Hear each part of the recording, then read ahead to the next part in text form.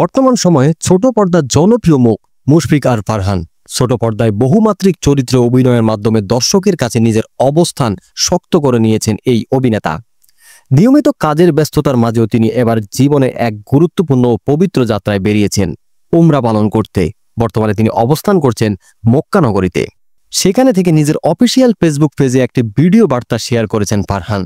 ভিডিওতে দেখা যায় তিনি ইহরামের সাদা পোশাক পরে পবিত্র কাবা শরীফের সামনে বসে আছেন। আবেগভরা কণ্ঠে তিনি বলেন, আলহামদুলিল্লাহ, জীবনে প্রথমবার কাবা শরীফের সামনে এসেছি। আল্লাহ সবাইকে এই পবিত্র স্থানে আসার তৌফিক দিন, আর সবাই আমার জন্য দোয়া করবেন। সেই ভিডিও বিভিন্ন গ্রুপে ছড়িয়ে পড়তেই ভক্তদের শুভকামনা ও দোয়ার বার্তায় ভরিয়ে দিচ্ছেন কমেন্ট বক্সে ফারহানকে। এদিকে নতুন আরেকটি ভিডিও ছড়িয়ে পড়েছে সামাজিক যোগাযোগ মাধ্যমে, যেখানে দেখা গেছে মক্কার কিছু পরিচ্ছন্নতা কর্মীর সঙ্গে হাস্যোজ্জ্বল মুখে ছবি তুলছেন ফারহান, পাশাপাশি তাদের আবদার মিটিয়ে জড়িয়ে ধরে কুশল বিনিময় করছেন। ছড়িয়ে পড়া সেই ভিডিওতে অনেকেই অভিনেতার প্রশংসা করে মন্তব্য করেছেন। একজন লিখেন, খুব ভালো ছেলে, দোয়া করি দেশে এসে যেন দিনের পথে চলেন। জানা গেছে চলতি মাসের শেষ সপ্তাহে দেশে ফিরবেন ফারহান। দেশে ফিরে নতুন নাটকের শুটিংয়ে যোগ দিবেন আবার তিনি।